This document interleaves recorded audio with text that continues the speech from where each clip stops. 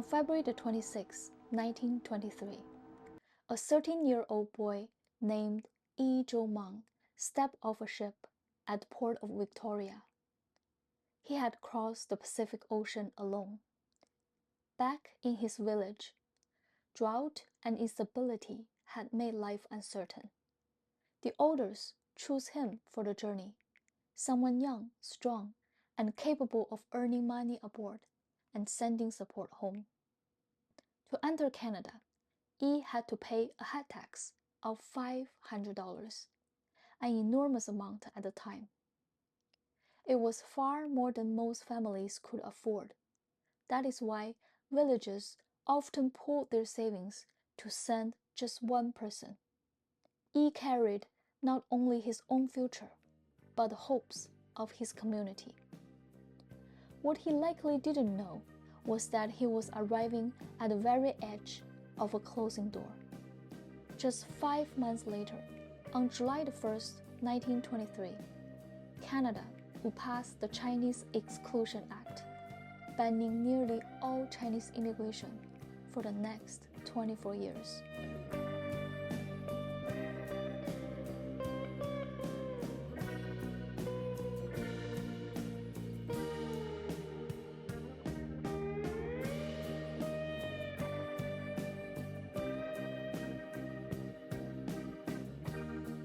Let's step back almost 40 years. In 1885, the Canadian Pacific Railway was completed. According to Government of Canada statistics, more than 17,000 Chinese laborers were recruited to help build this railway, and many later stayed on to maintain it. They worked on some of the most dangerous sections of the project, blasting through mountains and laying track along steep cliffs. That same year, the Canadian government passed the Chinese Immigration Act. It introduced a $50 head tax on every Chinese person entering the country.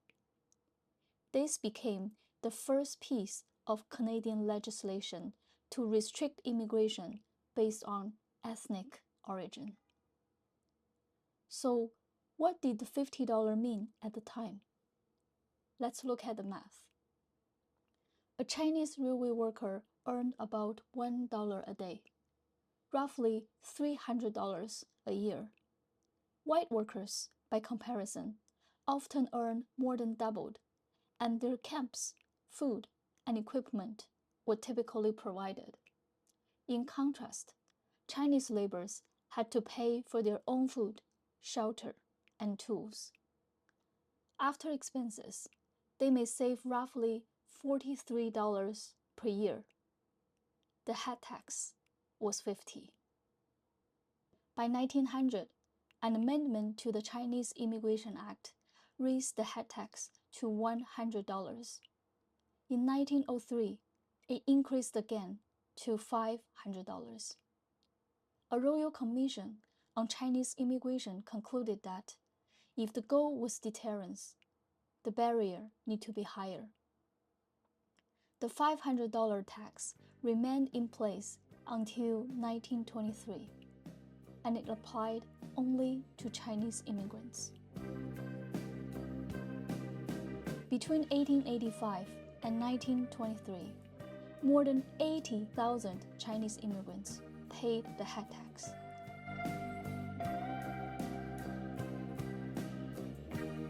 Surviving detailed records showed at least $10.8 million collected. However, official government totals placed the figure closer to $23 million by 1923. Adjusted for today's value, that would equal well over $1 billion.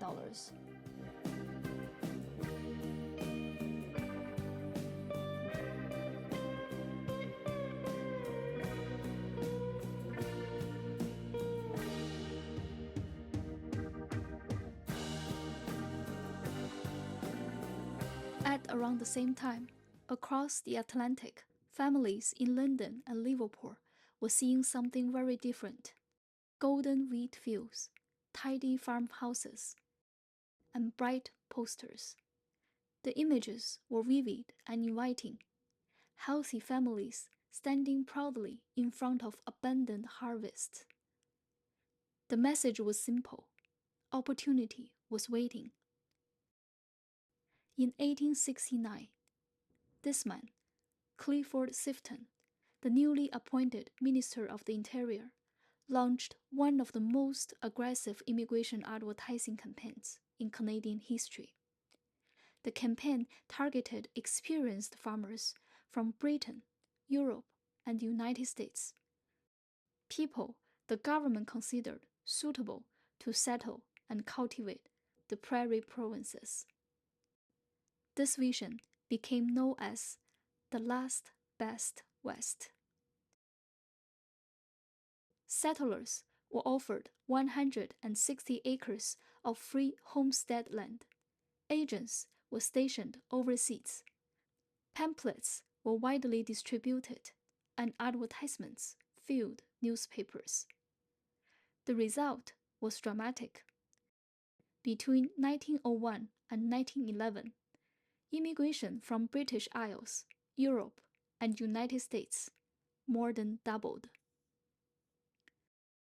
Historians estimate that roughly $10 million was spent promoting European immigration during this period, an amount strikingly similar to the head tax collected from Chinese immigrations around the same time. One policy collected money from a specific racial group.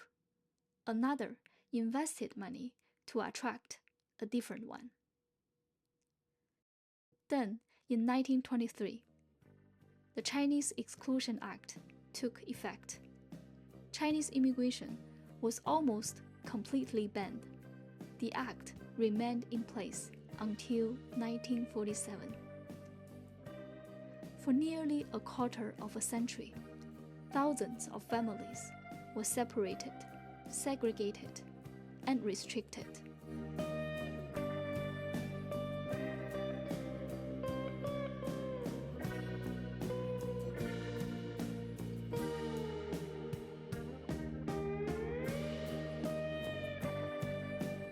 More than 80 years after the head tax was first introduced, the Canadian government formally apologized. In 2006, under Prime Minister Stephen Harper, the government acknowledged that the head tax and exclusion policies were discriminatory. A compensation payment of $20,000 were offered to surviving head tax payers or to their surviving spouses. However, by that time, most of the original payers had already passed away.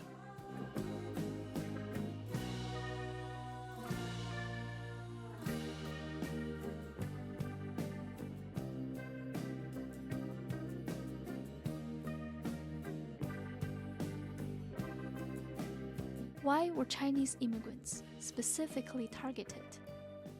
According to 1911 immigration census, immigrations from Britain made up roughly 56% of arrival.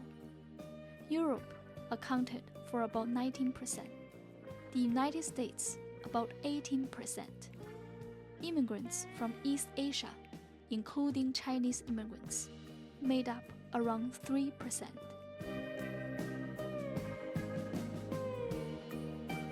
Despite this relatively small proportion, Chinese immigrants were subjected to a race-based tax, escalating financial barriers, and eventually complete exclusion.